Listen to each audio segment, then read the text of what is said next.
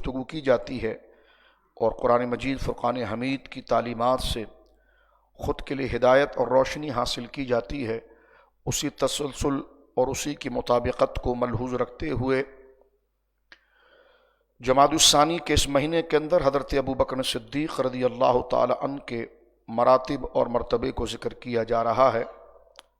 گزشتہ جمعے ہم نے حضرت ابوبکر صدیق رضی اللہ تعالی عنہ کی افضلیت اور اولیت کے مسئلے پر ذکر کیا، اور معاشرے کے اندر ایک جذباتی جذبہ کہ اپنی فکر سے اور اپنے ذہن سے ایک تخیل بنا کر اسی پر ساری عمارت کو کھڑا کرنا، بلکہ چاہیے کہ قرآن کریم فرقان حمید کے اندر مدار افضلیت جو اللہ نے خود کیا بیان فرمایا ہے، تو ادھر ادھر توجہ کرنے کی بجائے یا کسی روایات خواہ و سند کے اعتبار سے صحیح اور درست ہو اس سے اپنا مطلب تراشنے کی بجائے قرآن کے اصول اور قرآن کی بنیاد کو ملحوظ خاطر رکھنا یہ ضروری اور لازم ہے۔ اور گزشتہ جمعے ہم نے اس بات کو ذکر کر دیا تھا کہ ایک ہے فضیلت اور ایک ہے افضلیت۔ فضیلت جو ہے وہ باب فضائل سے ہے، جس میں روایت ضعیف اور دیگر روایت بھی قابل قبول ہوتی ہے، اور مسئلہ افضلیت جو ہے وہ باب اعتقاد سے ہے، اور عقیدے کے باب سے ہونے کے حوالے سے، یعنی عقیدے کے ضمن میں ہونے کے حوالے سے اس کے لیے نصوص کا ہونا اور متواتر ہونا یہ لازم اور ضروری ہے۔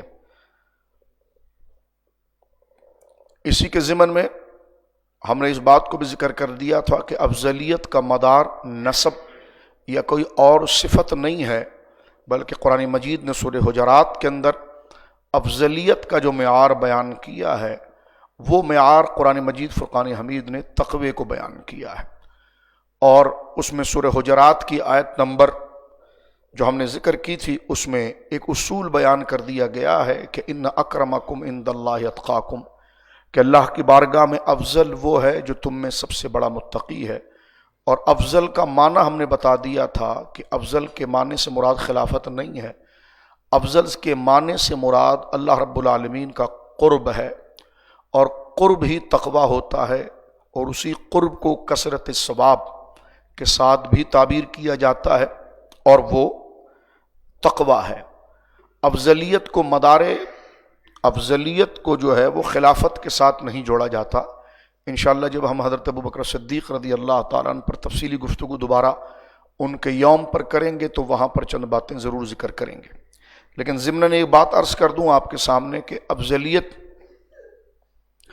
کا جو مدار ہے وہ تقوی کے اوپر ہے، اور قرآن کریم نے جو معیار دیا ہے ان اکرمکم عند اللہ اتقاکم، اور افضلیت سے مراد حضرت ابوبکر صدیق کے لیے جو ذکر کیا جاتا ہے وہ اہل سنت یہ کہتے ہیں کہ فضیلت علی الاطلاق ابوبکر صدیق۔ اب علی الاطلاق کا کیا معنی ہوتا ہے؟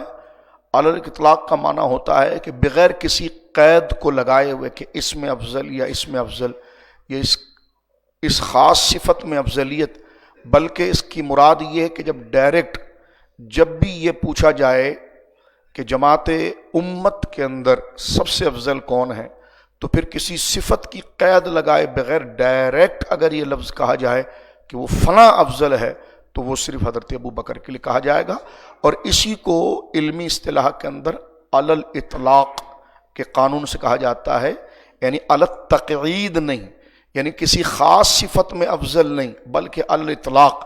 جب مطلق یہ پوچھا جائے کہ بعد انبیاء ساری امت میں اور خدائی میں کون افضل ہے، تو بغیر کسی ایک صفت کے قید لگائے، بغیر کسی تقعید کے قید کے علن اعلان کہہ دینا، الاطلاق کہہ دینا کہ وہ ہے، تو وہ یہ جو صفت ہے وہ حضرت ابوبکر صدیق کی ہے، اور اس کو قرآن کریم فرقان حمید نے بیان کیا ہے ان اکرمکم عند اللہ اتقاکم۔ ہمارے درمیان اور روافض کے درمیان یہ مسئلہ زیر بحث رہتا ہے، ہمارے سنی اس پر توجہ نہیں کرتے ہیں، وہ مسئلہ خلافت پر ڈسکس کرتے ہیں۔ مجھے تو سنیوں کی فکر نہیں سمجھ میں آتی کہ وہ مسئلہ خلافت پر اتنا زور دیتے ہیں، جبکہ مسئلہ خلافت کی بنیاد افضلیت ہے۔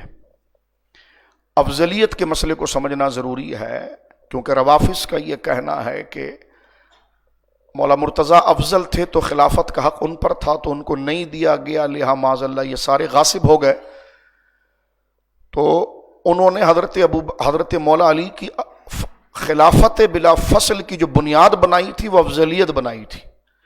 تو لہٰذا ہمارے سنیوں کو اتنا شعور ہونا چاہیے کہ وہ خلافت کی تحقیق سے پہلے وہ افضلیت کے مسئلے کو سمجھیں. اس لیے فقیر 2-3 جمعے سے اس کی ایک ایک چیز کو ذکر کر رہا ہے، اور یہ ہم اہل سنت کے لیے ذکر کر رہا ہے. آپ جو عقیدہ رکھتا رہے ہمارا اس سے کیا سروکار ہے. یہ جو اہل سنت کا مشرب ہے وہ بات ہم کر رہے ہیں. لہٰذا کسی کے ذہن پر اگر ایک گراں گزرتا ہے اور وہ سنی نہیں شیعہ ہے تو اس سے ہماری گفتگو نہیں ہے. لیکن اگر وہ سنی ہے اور پیر بنا ہوا ہے اور بڑا مجاور بنا ہوا ہے، اچھی بات ہے. لیکن اگر اس کو یہ باتیں چبھ رہی ہیں ہماری، تو وہ پھر اپنے مرض کا علاج کرے. کیونکہ اہل سنت و جماعت کے دائرے کا جو قانون ہے، ظاہر سی بات ہے جس مشرب کے ساتھ آپ ہیں اس مشرب کے قانون کے آپ پابند ہیں. تو اہل سنت و جماعت کے نزدیک افضلیت الاطلاق حضرت ابوبکر صدیق کے لیے.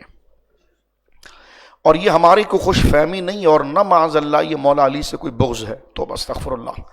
اس کو بات تفضیلی لعین اہل سنت کی طرف یہ بات کرتے ہیں کہ جناب یہ ناسبی ہیں اور یہ نہ ناسبی نہیں. تم خود اہل حضرت مولا کے ادب کے خلاف ہو، کیونکہ یہ مولا مرتضیٰ شیر خدا رضی اللہ عنہ کا خود عقیدہ ہے. اپنی طرف سے دین کو سمجھنا اور سمجھ لینا کہ 4-5-10 انگوٹھیاں ہاتھ میں ڈال دیں تو قرآن سمجھ میں آ جائے گا. جتنا زور انگوٹھیاں پہننے پر لگائی ہے تو کچھ عقیدے کو پڑھنے میں. جن بزرگوں کے نام پر انگوٹھیاں پہنی ہیں ان کی کتابیں ذرا پڑھ لیں. داتا صاحب کو پڑھ لیں، خواجہ صاحب کو پڑھ لیں، بابا فرید کو پڑھ لیں، حضرت داتا صاحب کو پڑھ لیں، مخدوم سمنا کو پڑھ لیں. ان کو پڑھ لینا جن کے نام پر آپ کا آستانہ چلتا ہے. تو میں کوئی طنز نہیں کر رہا، ان کو آپ پڑھ لیجئے. تو جن کے فوٹو آپ نے لگائے ہوئے ہیں اور جن کا سودا آپ بیچ رہے ہیں، بات وہ کر رہے ہیں جو عقیدہ ان کا نہیں تھا. تو ہم تو ایک دوستی کے ماحول میں آپ کو بتا رہے ہیں کہ کل قیامت کے دن آپ کے سارے اعمال اکارت نہ جائیں، کہ جن کو آپ بڑا مان رہے تھے ان کی باتیں تو نہیں مانی، ان بڑوں کی باتوں کی اپنی طرف سے کوئی آپ نے ایک ڈپلی بجائی اور تشریح بجائی. تو لہٰذا یہ میں اس لیے کھل کے کہہ رہا ہوں تاکہ آپ کے اندر تحقیق کا جذبہ جاگے، اور بات کو آپ بھلے ہماری بات کو آپ طنز سے اور غصے سے سنیں، لیکن سنیں ضرور اور پھر اس کی تحقیق کریں کہ اہل سنت کا مشرب کیا ہے. قرآن کریم نے اس بات کو ذکر کیا ہے کیونکہ حالات ایسے چل رہے ہیں، اس لیے میں نے یہ جملے کہے. قرآن کریم نے افضلیت کا مدار، بنیاد، وجہ جو ہے وہ خاندان کو نہیں بنائی. میں نے گزشتہ جمعے اس پر بات کر، بلکہ مدار جو ہے وہ تقوی کو بنایا گیا تھا کہ ان اکرمکم عند اللہ اتقاکم، کہ اللہ کی بارگاہ میں سب سے افضل وہ ہے جو سب سے بڑا متقی ہے. اب قرآن کو ٹٹول لیجئے تو اس قانون کو جو قرآن نے فارمولہ دیا تھا کہ اتقا جو ہوگا وہی اکرم ہوگا، اتقا جو ہوگا وہی افضل ہوگا. اتقا یعنی سب سے بڑا جو متقی ہوگا وہی اللہ کی بارگاہ میں افضل ہوگا. اور افضل کو افضل جاننا ضروری ہے، یہ کوئی لڑائی جھگڑے کا موضوع نہیں ہے. لیکن جب ہم قرآن کا مطالعہ کرتے ہیں تو 30ویں پارے میں سورہ لیل میں جب ہم آتے ہیں تو ہمیں یہ لفظ وہاں ملتا ہے وَسَيُجَنَّبُهَا الْأَتْقَى، کہ ایک اتقا ایسا ہے جس کو اللہ جہنم سے دور رکھے گا. اور اس کی عادت یہ ہے کہ الذی یؤتی مالہ یتزکا، وہ اپنا مال اللہ کی راہ میں دیتا ہے پاکیزگی کے لیے. وما لأحد عنده من نعمت تجزا، اور یہ جو اللہ کی راہ میں مال دیتا ہے اس کا دنیا میں کسی بندے کا اس پر کوئی احسان نہیں جس کو یہ چکانا چاہ رہا ہے اور ادا کرنا چاہ رہا ہے. فرمایا وما لأحد عنده من نعمت تجزا، یہ صرف اپنے رب سے اس کی جزا لینا چاہ رہا ہے. اور وَلَسَوْفَ يَرْضَىٰ، اور اس کا رب اس سے راضی ہو گیا ہے. تو اس پر کہنے لگے یہاں حضرت ابوبکر کا نام کہاں لکھا ہوا ہے؟ آپ نے حضرت ابوبکر کا معنی لیا. تو میں نے کہا عقل مند آدمی، یہاں جو اتقا کہا گیا اس کا شان نزول کیا ہے؟ یہ آیت کب اتری، کس کے لیے اتری؟ تو اب آپ اگر مولا مرتضیٰ شیر خدا کے لیے کوئی آیت پڑھیں گے تو اس میں حضرت علی کا نام لکھا ہوتا ہے. یعنی کتنی بڑی دیوانگی ہے. مجھے کسی نے کہا، یہ سوال کر رہے تھے کہ آپ نے اتقا کا معنی ابوبکر کیا، تو ابوبکر کہاں لکھا ہوا ہے؟ تو میں نے کہا مولا علی رضی اللہ تعالیٰ عنہ کی یا دیگر صحابی کی شان میں جو آیتیں اتری ہیں تو اس میں آیت میں نام لکھا ہوا ہوتا ہے، لکھا ہوتا ہے نام کہ یہ مولا علی کے لیے اتری ہے، کہ انما یرید اللہ یا علی، یہ لکھا ہوتا ہے، یا انما یرید اللہ لیذھب عنکم الرجس. تو شان نزول دیکھا جاتا ہے، تاریخ دیکھی جاتی ہے، پس منظر دیکھا جاتا ہے، اقوال دیکھے جاتے ہیں. یہ دیکھیں، اس کا مطلب ہے کھسیانہ بلی کھمبا نوچے، یعنی دلیل کچھ نہیں ہے. کبھی گویا کہ کوئی غلط تحریر بنا کر نیٹ پر دھوکے میں ڈال دی جائے تو اس کا مطلب یہ ہوتا ہے کہ غصے میں ہے. اور میں یہ عرض کرنا چاہ رہا ہوں، غصہ نہ کریں، جو دلائل دیے جا رہے ہیں سنی بن کر اس پر غور کریں، چاہے غوث پاک کے گنبد کے نیچے بیٹھ کر غور کریں، غریب نواز کے گنبد کے نیچے بیٹھ کر غور کریں، داتا صاحب کے گنبد کے نیچے بیٹھ کر غور کریں، بابا فرید کے گنبد کے نیچے بیٹھ کر غور کریں، چاہے اپنے بزرگوں کی مزار کے قریب بیٹھ کر غور کریں، لیکن آیت پر غور کریں تو آپ کو پتہ چلے گا ان سب کا وہی قول تھا جو یہ فقیر عرض کر رہا ہے، کیونکہ یہ اہل سنت کا مشرب ہے۔ تو اس آیت میں حضرت ابوبکر کا نام نہیں ہے، لیکن قرآن نے یہ کہا ہے وَسَيُجَنَّبُ الْأَتْقَى، اللہ اس شخص کو جہنم سے دور رکھے گا جو اتقا ہے۔ الذی، اتقا کون ہے؟ فرمایا وہ ہے یؤتی مالہ یتزکا، جس نے اپنا مال اللہ کی راہ میں دیا، اور اس پر مفسرین کا اجماع ہے، امام راضی اور دیگر بزرگوں نے واضح طور پہ لکھا اجماع المفسرون، اس پر مفسرین کا اجماع ہے کہ اس اتقا سے مراد ابو بکر صدیق ہے۔ سمپل بات، یہ ہم کہہ رہے تھے آپ کے سامنے، یہ تھوڑی کہہ رہے تھے کہ آیت میں ابو بکر صدیق کا نام لکھا ہوا ہے، تو یہ انما یرید اللہ لیذھب، اس میں سیدہ زہرا پاک کا نام لکھا ہوا ہے، تو کوئی کہے کہ زہرا پاک کا نام تو ہے نہیں، آپ نے زہرا، تو بھائی دیوانے، زہرا پاک کا نام نہیں، حضرت عائشہ کا نام نہیں، لیکن آیت اتری تو اس خاندان کے لیے، تو ایسے بے وقوفوں اور ایسے جاہلوں کے اتنا بے وقوف ہوں تو پھر تو موجہ ہی موجہ ہیں۔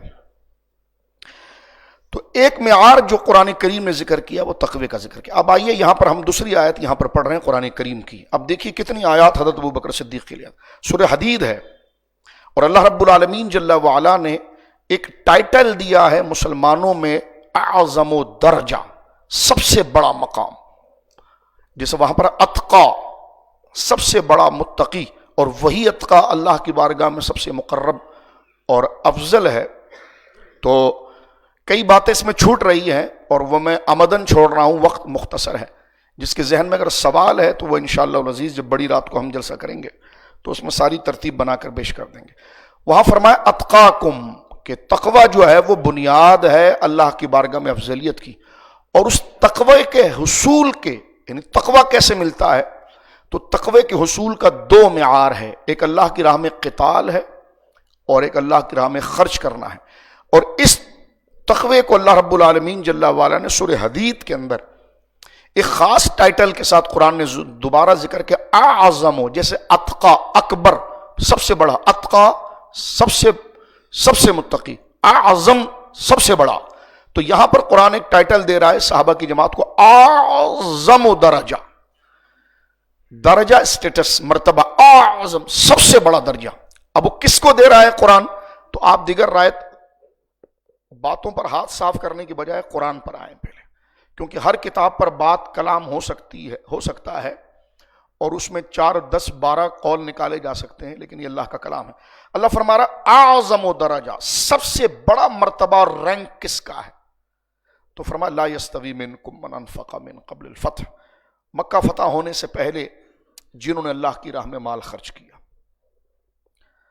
وقاتل، اور اللہ کی راہ میں جہاد کیا، کوشش کی، جد و جہد کی، اولئک اعظم درجہ، وہ جو ہیں وہ بلند درجے والے ہیں، من الذین، ان لوگوں سے، انفقوا من بعد، جنہوں نے فتح مکہ کے بعد مال خرچ کیا، یہی کام کیا لیکن فتح مکہ کے بعد کیا، وقاتلوا، اور اللہ کی راہ میں جہاد کیا، وکلا وعد اللہ الحسنى، چاہے فتح مکہ سے پہلے انہوں نے مال خرچ کیا ہو یا جہاد کیا ہو، یا فتح مکہ 8 ہجری کے بعد انہوں نے مال خرچ کیا ہو یا جہاد کیا ہو، اللہ فرماتا ہے دونوں جنتی۔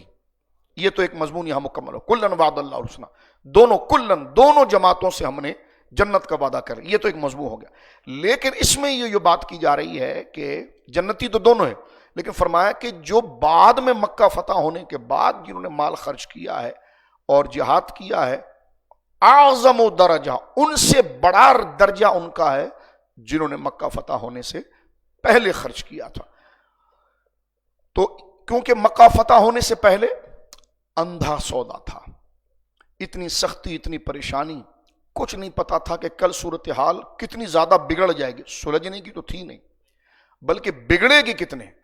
اس حالت کے اندر جس نے مال لگایا اور اللہ کی راہ میں دیا کہ جو سامنے اس کی بینیفٹس، ریوارڈ، دنیاوی ظاہری کوئی امید نہیں تھی، اعلان نبوت سے لے کر فتح مکہ روزانہ ایک سے بڑا ایک امتحان سامنے کھڑا تھا، لیکن جب مکہ فتح ہو گیا تو مکہ فتح ہونے کے بعد گرد و نواح کے تمام علاقے سرنڈر ہو گئے اور مسلمانوں کے کنٹرول میں آ گئے، اب بڑا ریلیف ہو گیا، اب بات بالکل پکچر کلیئر ہو گئی کہ ہاں اب سامنے معاملات بالکل ٹھیک چلیں گے. اب لوگوں نے مال دینا شروع کیا تو فرمایا انہوں نے بھی اللہ کی راہ میں دیا، لیکن انہوں نے جو دیا تھا وہ انتہائی خطرے کے وقت دیا تھا، انتہائی پریشانی کے وقت دیا تھا. تو اللہ نے فرمایا کہ یہ جو پہلے دینے والے ہیں اولئک اعظم درجہ، اعظم درجہ، سب سے بلند مرتبہ ہے. اور مفسرین کا اتفاق یہ آیت بھی ابوبکر صدیق کے لیے. اب اگر کسی کو پریشانی ہو کہ یہ کیسے حضرت ابوبکر صدیق کے لیے ہے، تو میں نے کہا غصہ نکالنے کے بجائے، میں تو کیونکہ سنیوں سے بات کر رہا ہوں، شیعہ سے تو کر نہیں رہا، تو پھر اہل سنت کی ماخذ کتابیں اٹھا کر دیکھی جائیں. میں بار بار یہ کہہ رہا ہوں کہ کوئی شیعہ بیچ میں نہ ہے، اس کو 22 تاریخ کو دیکھیں گے انشاءاللہ. لیکن یہ تو ہم اہل سنت کا مشرب آپ کے سامنے بیان کر رہے ہیں، اور یہ کوئی فرقہ واریت کی بات نہیں ہے، یہ عقیدے کا مطلب ہے، یہ عقیدے کا مطلب ہے. اگر آپ حضرت ابوبکر کی افضلیت سے ذرا بھی ہٹے نا تو اس کا مطلب یہ ہوا کہ یہ سارے خلفاء غاصب تھے جنہوں نے حق کھایا ہے. وہ جبکہ وہ جھوٹ ہے، اس جھوٹ کو آپ ثابت کر جائیں گے.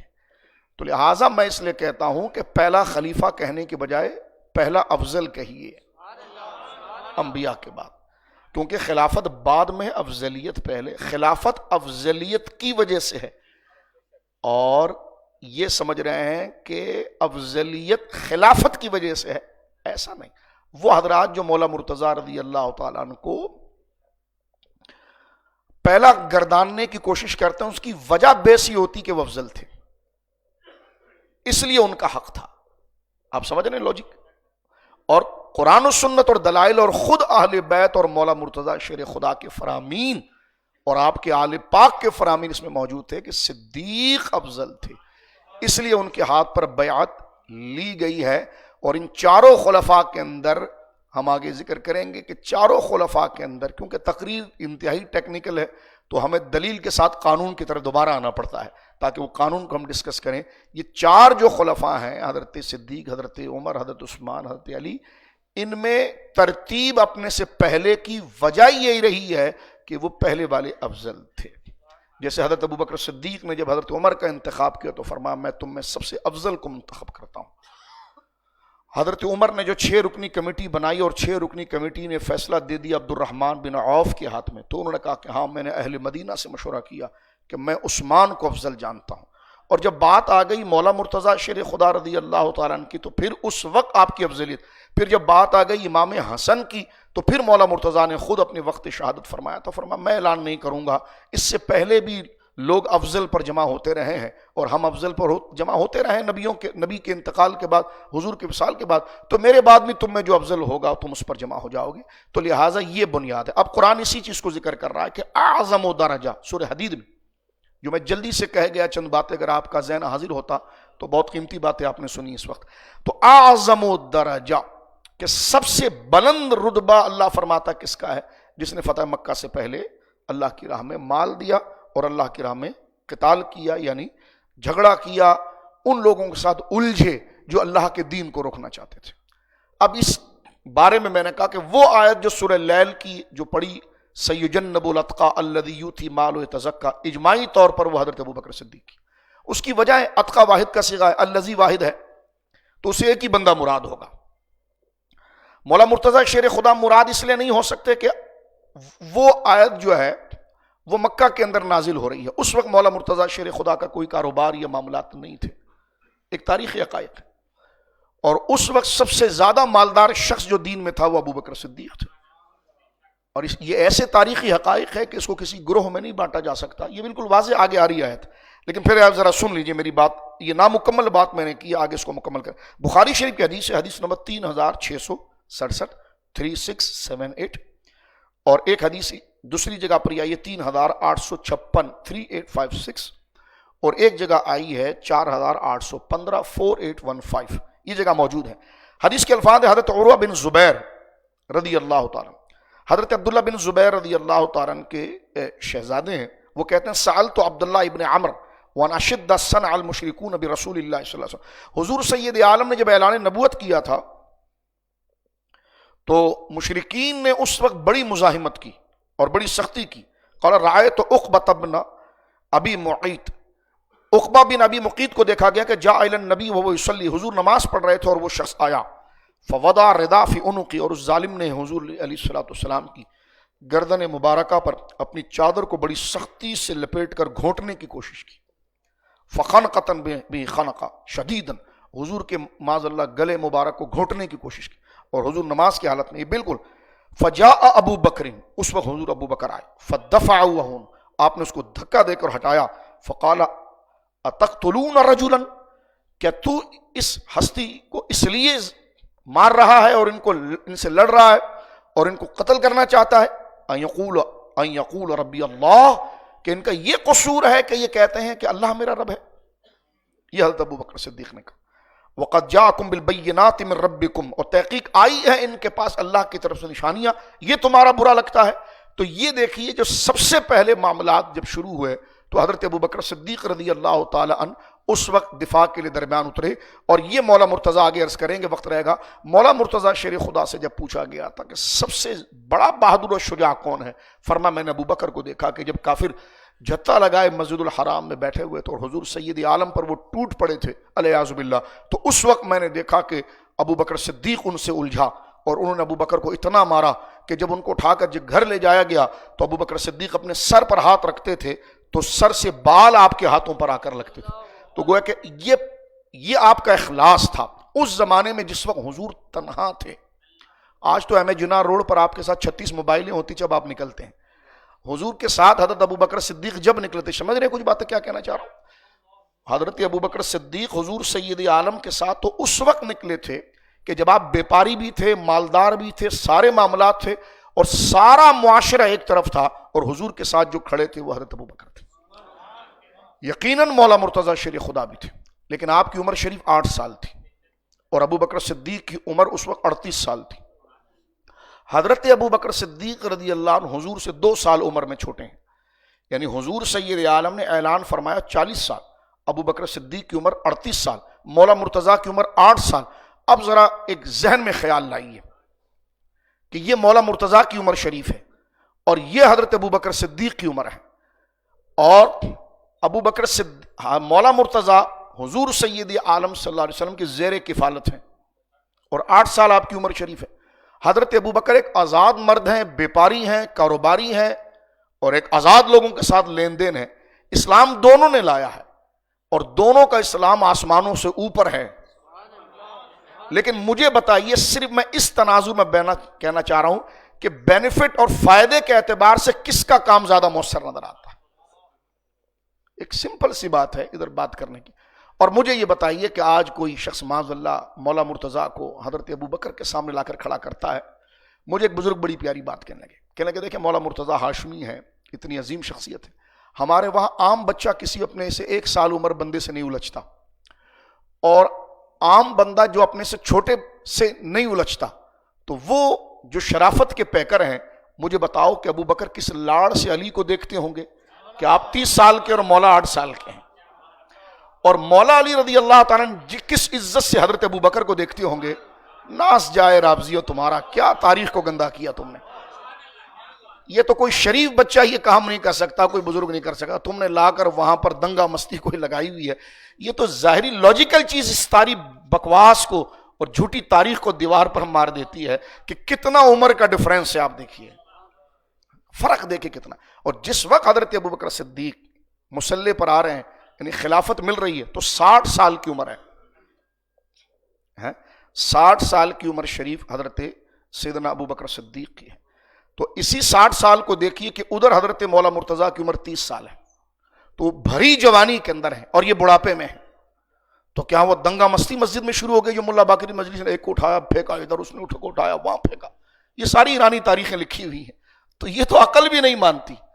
जिनको कुरान उलाइका हुमुल मुमिनून हक़्क़ा कहकर टाइटल दे रहा है, शराफत का क़यामत तक बाखलाक का म्यार बना रहा है, वो मस्जिद में झगड़े कर रहे हैं। कुरान और सुन्नत को भी कुछ अकल भी सामने रखनी चाहिए ना, समझने के लिए कि एक तरफ अल्लाह का दिया हुआ कानून। तो कुरान यहां कह रहा है कि उलाइका आज़म दरजा। अब यहां पर देखिए हुजूर सैयद आलम की खिदमत में माल खर्च करना, ये बुखारी शरीफ की हदीस से 4 नंबर 4667 हर जगह पर। हजरत अब्दुल्लाह इब्न अब्बास अहले बैत में से, उनसे जब किसी ने पूछा कि हुजूर अलैहिस्सलाम ने जब दुनिया से पर्दा किया था तो आखिरी लम्हात हुजूर के कैसे गुजरे, तो उन्होंने कहा यह तो था कि चंद दिन हुजूर बड़ा शदीद बुखार था, اور اکثر حضور کی پیشانی مبارک پر پٹی بندھی ہوئی ہوتی تھی سختی سے، سر کا درد جو بظاہر ہے. تو عبداللہ ابن عباس جو حضور کے بالکل چہیتے بچے تھے، حضور کے ساتھ رہتے تھے، تو انہوں نے یہ بات باقاعدہ طور پر ذکر کی اور اس بات کو وہ بیان فرما رہے ہیں. کہتے ہیں کہ خرج رسول اللہ فی مرضہ، حضور اسی کیفیت میں آپ آئے، الذی مات فیہ، اسی بخار کی کیفیت جس میں آپ نے وہ بخار تسلسل سے رہا یہاں تک کہ آپ نے رفیق اعلیٰ کا سفر کیا اور دنیا سے ظاہری پردہ فرمایا. تو فرمایا اسی حالت میں آئے، عاصب رأسہ بخرقۃ، حضور کا سر مبارک ایک پٹی سے بندھا ہوا تھا. فقعد علی المنبر، اور حضور اپنے ممبر پر جلوہ گر ہوئے. فحمد اللہ واثنى علیہ، صحابہ کو جمع کیا گیا اور حضور ممبر پر بیٹھے اور حضور نے اللہ کی حمد کی اور اللہ کی ثنا کی. ثم قال، پھر ارشاد فرمایا، انہ لیس من الناس احد امن علی من نفسہ ومالہ من ابی بکر وابن ابی قحافہ. فرمایا لوگوں سنو، جس کے مال نے مجھے اور میرے مشن کو سب سے زیادہ نفع دیا، امنا، اس کا سب سے بڑا احسان جو مجھے پہنچتا ہے وہ ابو بکر صدیق. آپ پڑھتے ہیں لقد من اللہ علی المن، من احسان، فرمایا حضور مننا نہیں فرمایا، حضور فرمایا امنا، جیسے اکبر، اس میں تفضیل، سب سے زیادہ احسان مجھ پر اپنی جان سے اور اپنے مال سے میری جماعت صحابہ میں جس نے کیا وہ ابو بکر صدیق ہے. اب آپ دیکھیے کس وقت یہ بات کی جا رہی ہے. بات تو ہے لیکن اگر آپ اس کا ماحول دیکھیں گے تو آپ کو پتا چلے گا. میں نے اس لیے کہا کس کیفیت میں کہی جا رہی ہے، کس وقت کہی جا رہی ہے، کہ وہی بظاہر بخار ہے اور اسی میں صبح حضور نے وصال کرنا ہے اور اس رات یہ بات ہو رہی ہے اور جمع کر کے یہ باتوں ماحول کیا بتا رہا ہے کہ کس طرف اشارہ ہے. اور ابو بکر صدیق سے حضور کی محبت اور اس سے مسائل جو فرمایا کہ لوگوں میں ایسا کوئی نہیں ہے جس کا مجھ پر اپنی جان اور مال سے سب سے زیادہ احسان ہو مگر وہ ابو بکر ہے. پھر حضور نے آگے فرمایا وَلَوْ كُنْتُ مُتَّخِذًا مِنَ النَّاسِ خَلِيلًا لَتَخَذْتُ أَبَا بَكْرٍ خَلِيلًا. میرے صحابہ، اب یہ عربی انداز ہے اور ایک مقام و مرتبے اور روحانیت کا حضور ذکر کر رہا ہے. فرمایا اگر میں اپنے صحابہ میں اتنا مخلص جو میرا ابو بکر ہے تو میں اگر کسی کو اپنا خلیل بناتا تو میں ابو بکر کو بناتا. ولیکن خلت الاسلام، لیکن اس سے میری دینی تعلق ہے. اور ایک حدیث میں آتا ہے ولیکن صاحبکم خلیل الرحمن، تمہارے اس نبی کا اگر کوئی صاحب ہے، خلیل ہے، تو وہ اللہ ہے. اگر اللہ کے علاوہ میں کسی کو خلیل کے منصب دیتا، خلیل بناتا تو ابو بکر کو بناتا. اب علماء اس میں جٹ گئے اور لگ گئے کہ یہ خلیل میں ہی ساری کائنات ہے. حضور کیا کہنا چاہ رہے ہیں کہ اگر میں اللہ کے، اب لفظ آپ دیکھیں، میں اللہ کے علاوہ اگر کسی کو خلیل بناتا تو ابو بکر کو بناتا، لیکن ابو بکر سے میرا دینی رشتہ ہے، خلیل میرا اللہ ہے. تو علماء نے کہا کہ یہ برابری کی بات کر کے جو کر گئے حضور، تو یہاں پر تو یہ خلت کون سا منصب ہوتا ہے، خلیل کون سا رینک ہوتا ہے. تو اس کے اگر عربی گرامر کے اندر اگر آپ دیکھیں گے اور اس کا لغوی معنی دیکھیں گے تو اس کا معنی اور اس کا معنوی مفہوم یہ بنتا ہے کہ ایسی ذات کہ پھر اس کے علاوہ کوئی دوسرا ہو ہی نہ. صدیق بھی دوست کو کہتے ہیں، خلیل بھی دوست کو کہتے ہیں، لیکن خلیلیت اور خلت دوستی کا وہ منصب ہوتا ہے کہ جب وہ دل میں آ جائے تو پھر دل کسی اور کی طرف راغب بھی نہیں ہوتا، جھکتا ہی نہیں، توجہ ہی نہیں کرتا. حضور فرماتے یہ منصب میں اگر بندوں میں کسی کو دیتا اور صحابہ میں کسی کو دیتا تو ابو بکر کو دیتا، لیکن یہ منصب تو میرے رب کا ہے، اس کے سوا میرے دل میں کوئی نہیں. فرمایا اگر یہ ممکن ہوتا تو اس درجے پر ابو بکر کو لاتا. من کنت مولا فہذا علی مولا ہماری سر آنکھوں پر بڑی شان ہے، لیکن میں اہل سنت سے کہتا ہوں اس روایت پر غور کرو، یہی وہ بلندی تھی جس کی بنا پر مولا علی نے ابو بکر کو بڑا مان کر بیعت کی تھی. یہ ہے منصب ان کا، ہماری توجہ نہیں ہوتی. من کنت مولا فہذا علی مولا، یہ بہت بڑا منصب ہے، لیکن لو کنت متخذا فی امتی خلیلا لاتخذت ابا بکر خلیلا، یہ کس رفت کی بات ہو رہی ہے؟ یہ یا تو مولا مرتضیٰ سے پوچھیں، یا ان کے بیٹے غوث اعظم سے پوچھیں، یا ان کے بیٹے داتا علی حجویری سے پوچھیں. ان آدھے نیم شیعہ پیروں سے ہم کیا پوچھیں جن کا گزارا تہران پر ہوتا ہے؟ تو ہم ان سے تو بات ہی نہیں کر رہے ہیں. یہ اب آپ دیکھیے کتنا اونچا منصب بیان کیا گیا. اور پرکھنا کہ جناب وہ گھر والے ہیں، یہ در والے ہیں، ان کو اس میں شامل نہیں کیا جائے گا. ان کو یہ کیا آپ لوگوں نے اپنی طرف سے فرضی اصول بنائے ہیں جو نہ ہمیں غوث پاک کی کتاب میں ملتے، نہ داتا صاحب کی کتاب میں ملتے، نہ ولیوں کی کتاب میں ملتے، نہ حدیث میں ملتے. وہاں تو یہ منصب ملتا ہے. فرمایا اگر میں کسی کو خلیل بناتا تو ابو بکر کو بناتا خلیل. اب کیونکہ وقت مختصر رہ گیا، فرمایا پھر حضور سید عالم نے اپنی یہاں سے لے کر وہاں تک مسجد کی ساری دیواروں کو دیکھا. ہمارے کراچی میں بھی ایسا ہوتا تھا کہ دیواریں مشترک ہوتی تھی. کسی زمانے میں گھر بنتے تھے تو دیواریں مشترک ہوتی تھی. تو پھر جب بیچتے تو پہلے طے کر دیتے تھے بھائی یہ دیوار ان کی ہے یہ ہماری ہے. تو وہ پرانے دور کا طریقہ. تو مسجد نبوی کے ساتھ صحابہ کرام کے گھر تھے، ان کے کواڑ ان کی کھڑکیاں مسجد میں ہی کھل جاتی تھی. مسجد میں بھی آج بھی اگر آپ گنجلک مکانوں میں جائیں تو مسجدوں کے ساتھ دیواریں تو وہ کھڑکی کھلتی مسجد کے اندر، کیونکہ اتنی گویا کہ گنجان آبادی ہے. تو حضور سید عالم نے اپنی مسجد کی چاروں دیواریوں کو اس طرف دیکھ کر فرمایا سدو انی کل خوخۃ فی ھذا المسجد، آج کے بعد میری اس مسجد کے اندر کسی کی کواڑ نہیں کھلے گی. فرمایا بند کر دو سب اپنی دروازے اور کھڑکیاں میری مسجد سے، غیر خوخۃ ابی بکر، مگر اگر دروازہ کھلے گا تو ابو بکر کا کھلے گا. سبحان اللہ. اللہ مسجد نبوی شریف اللہ اس کے شرف کو قیامت تک باقی رکھے.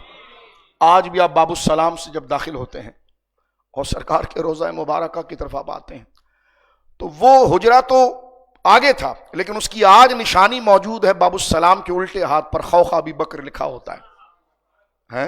اور بالکل اگر آپ خوخ ابی بکر پر بیٹھیں گے تو سامنے حضور کی جالیاں نظر آ رہی ہو. تو حضور سید عالم صلی اللہ علیہ وسلم نے نظر گھما کر فرمایا کہ سدو انی کل خوخۃ ھذا المسجد فی ھذا المسجد الا خوخۃ ابی بکر، سارے دروازے اور کواڑوں کو بند کر دو اور میری مسجد میں اگر کسی کی کواڑ اور دروازہ کھلے گا تو ابو بکر صدیق کا ہے. یہ وہ اشارات حضور سید عالم صلی اللہ علیہ وسلم وہاں ذکر فرما رہے ہیں. اور میں ایک آیت یہاں پڑھ دیتا ہوں پھر جلدی سے وقت بھی ہو گیا ہے. یہ سورہ نور میرے سامنے ہے اور سورہ نور کی آیت نمبر 22 ہے. میں جو طلباء بیٹھتے ہیں ان کے لیے سبق ہے اور آپ سب دوستوں کے لیے گھر جا کر اس آیت کا مطالعہ کریں. اللہ رب العالمین نے فرمایا وَلَا يَأْتَلِ أُولُو الْفَضْلِ مِنْكُمْ وَالسَّعَةِ أَنْ يَأْتُوا أُولِي الْقُرْبَى وَالْمَسَاكِينَ وَالْمُهَاجِرِينَ فِي سَبِيلِ اللَّهِ وَلْيَعْفُوا وَلْيَصْفَحُوا أَلَا تُحِبُّونَ أَنْ يَغْفِرَ لَكُمْ وَاللَّهُ غَفُورٌ رَحِيمٌ. فرمایا قسم نہ کھائیں وہ جو تم میں بہت فضیلت والے ہیں. اب قرآن کہہ رہا ہے وَلَا يَأْتَلِ، قسم نہ کھائیں وہ اولو الفضل. اللہ کہہ رہا ہے اولو الفضل. کہیں پر بھی کوئی بہانہ کر دے، ایک اتقا کے مسئلے پر کوئی بہانہ نہیں چل سکتا کہ وہاں سے مراد ابو بکر ہی ہے.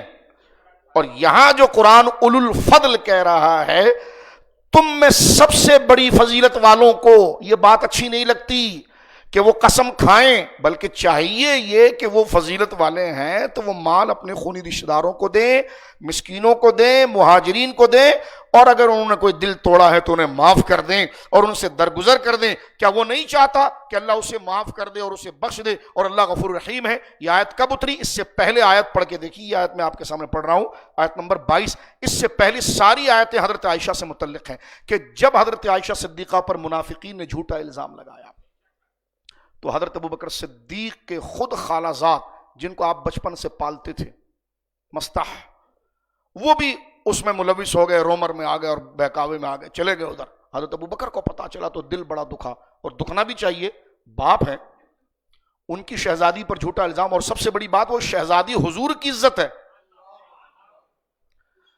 تو یہ کتنا جلال حضرت ابو بکر کو ہوگا، اور ہونا چاہیے، فطرتاً ہونا چاہیے، کیونکہ باپ ہے. باپ اپنی بیٹی پر، پاک بیٹی پر تہمت کیسے برداشت کرے گا؟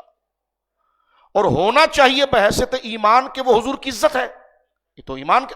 اور پھر زیادہ دکھی ہونا چاہیے کہ تہمت میں وہ شریک ہوا جو میرے گھر میں پلا،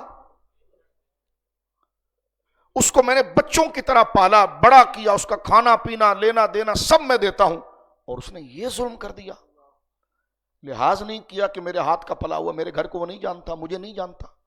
پھر باپ کو تو رہنے دیجئے، حضور کا رشتہ تو آپ نے قسم اٹھائی کہ آج کے بعد مستح مر جائے گا لیکن ابو بکر اسے ایک پھوٹی کوڑی نہیں دے گا. رب نے راضی کیا ابو بکر کو. فرمایا وَلَا يَأْتَلِ أُولُو الْفَضْلِ، تیرے جیسے فضیلت والوں کو یہ قسم اچھی نہیں لگتی. او یار آپ کیا بات کرتے ہیں، یہ قرآن آپ نے صدیق اکبر کو سمجھا کیا ہے؟ ایسا ان کا نام محراب پر لکھ دیا جاتا ہے. اللہ اللہ راضی کر رہا ہے. ولا یعتل اگر رب کی عزت آپ میں ہونا تو بندہ چیخ مارے کہ کیا مقام. یہی شاہاں تھے حضور کے سینے کے ساتھ لگ کر مزار میں آرام کرنے کی، جن کو راضی خدا کرے. راضی یا تو خدا یا تو راضی مصطفیٰ کو کرتا ہے یا ان کو کرتا ہے. فرمایا ولا یعتل اولو الفضل منکم. ارے ابو بکر کیا ہو گیا؟ ہاں تیرے جیسا فضیلت والا قسم اٹھا بیٹھا. ارے ان یاتوا اولو القربى، دے مال دے، تو بڑا فیاض ہے، ہاں دے مال. اور فرمایا ولیعفوا، چل میں تجھے کہتا ہوں معاف کر دے اسے. ولیصفحوا، درگزر کر دے، درگزر کر دے. پھر آپ گئے اور مستہ کی پیشانی کو چوما. فرمایا پہلے سے زیادہ دوں گا تجھے. یہاں قرآن نے لفظ کیا کہا یہ غور کرو، اولو الفضل.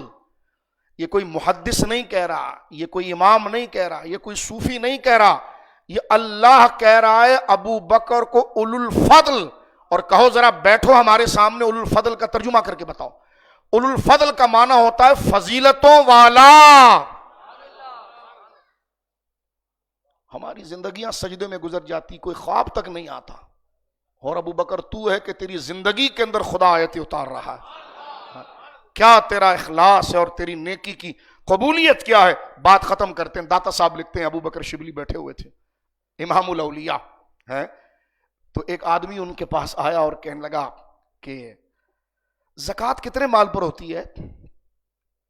یہ مکتوبات یحییٰ منیری میں بھی ہے اور داتا صاحب نے بھی اس کا کچھ اشارہ لکھا. حضرت ابو بکر شبلی امام الاولیاء غوث پاک کے پردادا پیروں میں سے ہیں. ان سے پوچھا کہ یہ جو مال کی زکوٰۃ دیتے ہیں تو اس کا نصاب کتنا بنتا ہے، کتنا ہونا چاہیے؟